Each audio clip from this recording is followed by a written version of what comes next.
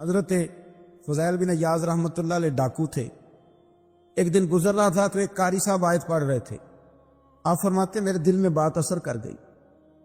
فرماتے ہیں میں فوراً وہ آیت سنی تو میں رویا اور میں وہ حافظ صاحب کے پاس چلا گیا, ان سے اجازت لی, ان کے کمرے میں داخل ہوا. میں نے کہا آپ نے ابھی آیت پڑھی ہے کہ اللہ سارے گناہ معاف کر دے گا, تو جس بندے نے کئی سال ڈاکے ڈالے ہوں اگر وہ بندہ بھی سچے دل سے توبہ کرے تو اللہ معاف کر دیتا ہے.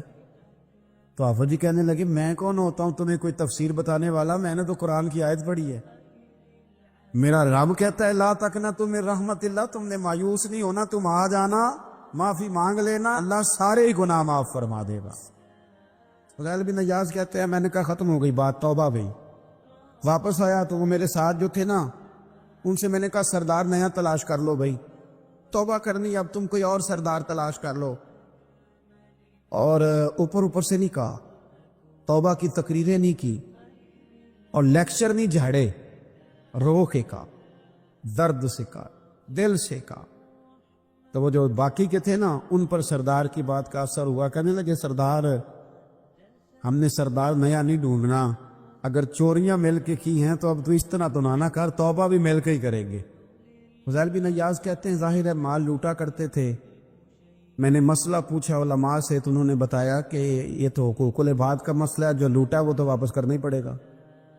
اب میں نے وہ پیسے جمع کیے, اب سارے تو میرے پاس تھے نہیں, جتنے میں دے سکتا تھا دیے, جو کھا چکا تھا وہ رہ گئے. ایک یہودی کے پیسے رہ گئے, اس کے گھر چلا گیا. میں نے جا کے اسے کہا میاں میں نے کر لیا توبہ, اور میں وہ فضیل بن عیاض ڈاکو ہوں جس کے تیرے گھر سے اتنا مال لوٹا تھا, میرے پاس پیسے کوئی نہیں, اب تو اس طرح کر مجھے معاف کر دے. فضیل بن عیاض سے کہنے لگا میں تو پیسے لوں گا, ایسے تو نہیں معاف کرتا. فرمانے لگے پیسے تو کوئی نہیں. وہ کہنے لگا پھر اس طرح کرو میری اونٹوں کو چارہ ڈالو, پیسے پورے ہوئے تو چلے گا نا. کل ڈاکو تھے ابھی وہ, لیکن توبہ سچی کی ہے نا, یہ سچی توبہ والے لوگوں کا طریقہ ہے. اس سے کہہ سکتے تھے کہ جا جتھو لب دینی لے لے, تجھے کہا معاف کر دے, تو تیار ہی نہیں ماننے کو. حضرت فضیل بن عیاض کہنے لگے اگر اونٹوں کو چارہ ڈالنے سے تو معافی دیتا ہے نا تو میں تیرے اونٹوں کو چارہ ڈالنے کو بھی تیار. کیوں کہ راضی اللہ کو کرنا ہے, اپنے ضمیر سے بوجھ اتارنا ہے, بندوں کے سامنے سرخرو نہیں ہونا, اللہ کے حضور ہونا ہے. 2-4 دن چارہ ڈالا تو وہ یہودی ایک دن کہنے لگا کہ یہ نا ٹھیکریوں سے بڑی ہوئی تھیلی ہے, یہ تو ذرا اٹھا کے لا. حضرت فضیل بن عیاض نے اٹھا کے اسے دی, جب اس نے کھولی تو اشرفیوں کی بھری ہوئی تھی. آپ فرمانے لگے تو کہہ رہا تھا ٹھیکریاں اٹھا کے لا. کہنے لگا میں تورات بڑی پڑھتا ہوں, عالم ہوں, میں نے تورات میں پڑھا تھا کہ مسلمان جب سچی توبہ کر لیں گے نا تو رب ٹھیکریوں کو بھی سونا بنا دیا کرے گی, پھر یہ مٹی کے ڈھیلے اشرفیاں بنا کریں گے.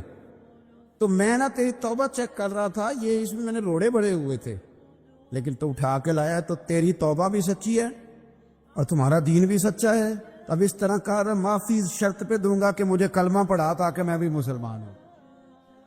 کچھ باتیں ایسی ہیں جن کو بیان کرتے ہوئے نا گہرائیاں ساری ختم ہو جاتی ہیں کہ اس سے زیادہ گہری بات کیا ہو سکتی. رانائیاں اور رنگ سارے مان پڑ جاتے ہیں کہ اب اس میں جلوے اور کتنے بھرے جا سکتے تھے.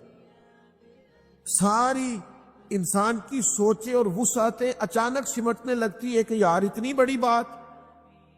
یہ ذرا انداز دیکھیے حضور کا بیان کرنے کا. نبی پاک علیہ السلام فرماتے ہیں جب قیامت والے دن اللہ ان لوگوں کو اجر عطا کرے گا نا جن پر دنیا میں مشکلات آتی رہی, تو فرمایا وہ لوگ سوچیں گے کہ یہ تو مشکلات تھوڑی تھی, کاش کبھی زیادہ آ جاتی نا, کاش ہمارے وجود کینچیوں سے کاٹ دیے جاتے. وہ لوگ سوچیں گے, اور وہ بھی سوچیں گے جن پر مشکلات نہیں آئی تھی کہ کاش کبھی ہم بھی اس چکی سے پس کے آتے نا. اس سے زیادہ بھی کوئی اجر ہو سکتا ہے کہ رب کہتا ہے ان اللہ مع الصابرین, جو مصیبت پہ صبر کر دے اللہ اس کے ساتھ ہے. معیت الہی اس شخص کو نصیب ہو رہی, رحمت خداوندی سے کبھی نظر نہ ہٹائیں. آتی رہتی ہیں مشکلات, آتے رہتے ہیں دکھ, ہو جاتی ہیں غلطیاں, کمزور ہے انسان, کر بیٹھتا ہے گناہ بھی, لیکن ایک گناہ میرا ماں پیو ویکھے، ایک گناہ میرا ماں پیو ویکھے تے دیوے دیس نکالا، لکھ گناہ میرا مولا ویکھے تے پردے پاون والا، ڈھال دیتا ہے رحمت کا پردہ، کرم ہو جاتا ہے۔ رحمت الہی سے کبھی توجہ نہ ہٹے، اپنے دل کو ٹھنڈا رکھنے کے لیے، طبیعت کو سکون میں رکھنے کے لیے رحمت۔ حضور علیہ السلام فرماتے ہیں بندے سے غلطی ہو جاتی ہے، پھر وہ اللہ کی بارگاہ میں توبہ کرتا ہے تو رب فرشتوں سے فرماتا ہے میرے بندے کو پتا ہے کہ میرے علاوہ معاف کرنے والا کوئی نہ، تو دیکھو نا وہ آ گیا ہے۔ تو فرشتے اپنے مالک کی بات کی طرف متوجہ ہوتے ہیں تو رب فرماتا ہے گواہ ہو جاؤ میں نے اسے معاف کر دیا ہے۔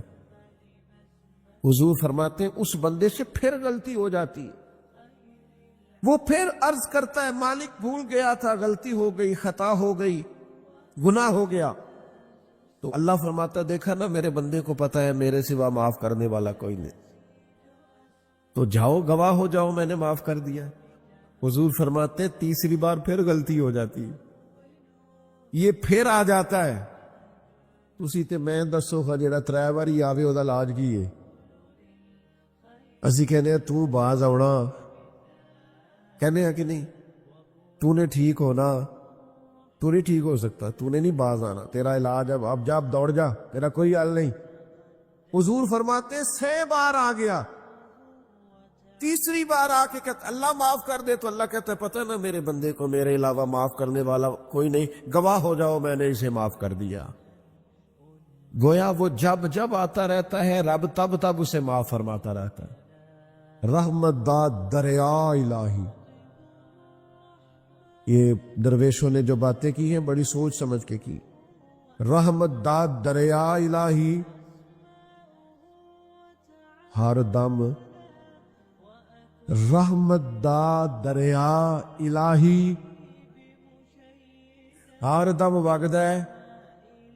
میں نے اگلا شعر نہیں پڑھنا، اتنا ہی میں ایک مصرے پہ بات کرنی ہے صرف۔ رحمت دا دریا الہی، اگلا مصرع نہیں کہنا، اس کا معنی کیا ہے سمجھو۔ درویش کہتے ہیں ایسا نہیں ہوتا کہ کبھی کبھی رحمت ملتی ہے، ہر دم وگدا ہے تیرا۔ رحمت دا دریا الہی، ہر دم، ہر دم دم دم، ہر دم وگدا تیرا، بس جے بچوں ایک قطرہ بخشے نا مینو بھی تے کام بڑھ جاتا ہی۔ دم دم، ہر دم سے بندے کو اللہ کی رحمت ملتی ہے، ہر وقت کرم ہوتا ہے، ہر وقت۔ اس کے لیے تو نہ کسی جگہ کی پابندی ہے، نہ وقت کی پابندی ہے، نہ یہ ہے کہ وہ اس وقت میسر ہے اور معاذ اللہ اس وقت میسر نہیں، نہ اسے اونگ آتی ہے نہ نیند آتی ہے۔ صبح بھی کرم، شام بھی کرم، وہ ہر وقت رحم ہی رحم فرماتا ہے۔ اور حضور فرماتے جب اس نے مخلوق بنائی تھی نا، اسی وقت اس نے اپنے عرش پہ لکھ دیا تھا لوگوں میرا غضب زیادہ نہیں، میری رحمت ہی زیادہ ہے۔ جس نے بنانے سے پہلے کہا تھا بنانے سے کرو شکر کتنا اور فخر کتنا کروں، تیرے کرم نے مجھے فائز المرام کیا اور بنا کے سید عالم کا امتی مجھ کو گناہ سے پہلے ہی بخشش کا انتظام کیا۔ جب حضور کا امتی بنایا تھا نا تو گناہ تو بعد میں کرنے تھے نا، امتی بنا کے بخشش کا بندوبست پہلے کر دیا ہے۔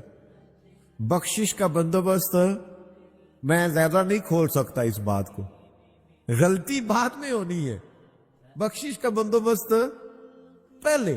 اور حضور فرماتے رب نے مخلوق بنائی تو یہ لکھ دیا کہ لوگوں یاد رکھنا غضب زیادہ نہیں ہے، رحمت ہی، تمہیں کرم ہی زیادہ ملے گا۔ اچھا حضور نہ کئی طریقوں سے اس رحمت کو بیان کرتے، کئی زاویوں سے، کئی مختلف انداز سے اللہ کے کرم کو لوگوں کے سامنے اجاگر کرتے۔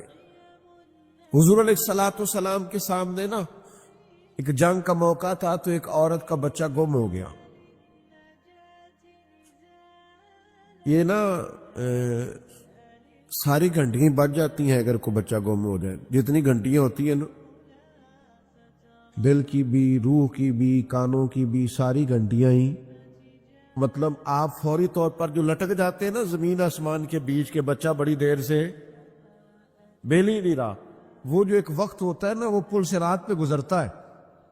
یہ آسان ڈاکٹر کہہ دینا رپورٹ کرا لو، مجھے فلانے سخت موذی مرض کا ڈر ہے، تو وہ رپورٹ کرانے کے بعد جو اس کے نتیجے کا انتظار ہوتا ہے نا، وہ جو کرب ہوتا ہے وہ خطرناک ہوتا ہے. اب بات کو سمجھیں، انسان کو محسوس ہو کہ میرے جگر کا پارا، میرا ٹکڑا، میرا بیٹا مل نہیں رہا، تو کیفیات کا رنگ اور ہو جاتا ہے. یہ ایک وارفتگی ہے نا، بچے کے ساتھ پیار ہے. ایک جنگ کا موقع تھا، نبی کریم صلی اللہ تعالی علیہ وسلم تشریف فرما ہے، ایک عورت کا بچہ گم ہو گیا. وہ بڑی بے چین ہے، بڑی نڈھال ہے، بڑے کرب میں ہے، تڑپتی ہے، کبھی ادھر بھاگتی، کبھی ادھر بھاگتی، کبھی اس سے پوچھتی، کبھی اس سے سوال کرتی، تلاش رہی ہے اپنے بچے کو. تو یہ سارا منظر، یہ ساری تصویر لوگوں کی آنکھوں کے سامنے، تو اس کرب کو ہر شخص محسوس کر رہا تھا، اس کی کیفیت کو ہر آدمی اپنی آنکھوں سے دیکھ رہا تھا. اللہ کے حبیب علیہ الصلوۃ والسلام نے عین اس وقت جب لوہا پورا گرم ہو گیا، ذہن پورے تیار ہو گئے، تو محبوب نے ایک مسئلہ سمجھایا. حضور فرمانے لگے، بتاؤ نا،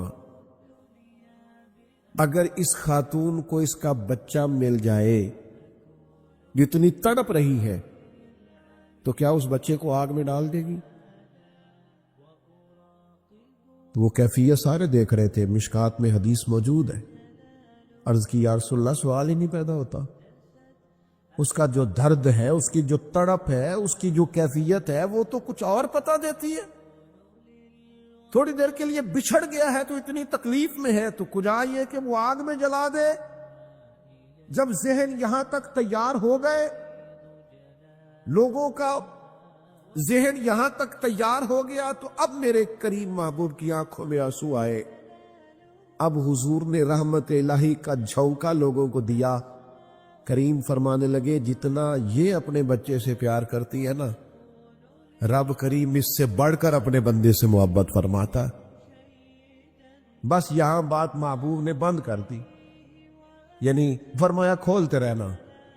مانا کیا ہے کہ اگر یہ نہیں نا دوزخ میں پھینکنا چاہتی اپنے بچے کو، تو رب بھی اپنے بندوں کو سزا نہیں دینا چاہتا، وہ بھی انہیں دوزخ میں جلانا نہیں چاہتا، وہ بھی انہیں سزائیں دینا نہیں چاہتا.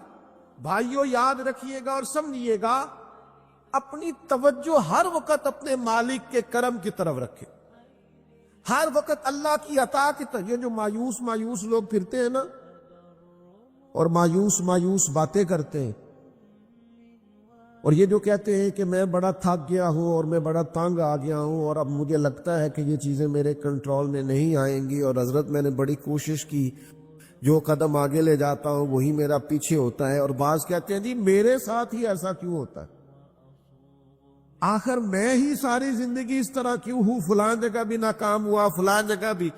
او میرے بھائی، جس طرح کا انسان گمان کرتا ہے، رب بھی اسی طرح کا معاملہ فرماتا ہے. تیری طبیعت ہی نہیں بن پا رہی کہ تو رحمت کی طرف متوجہ ہو، تیرا خیال ہی نہیں بن پا رہا کہ اس کے کرم اور عطا کی طرف تیرا دھیان جائے.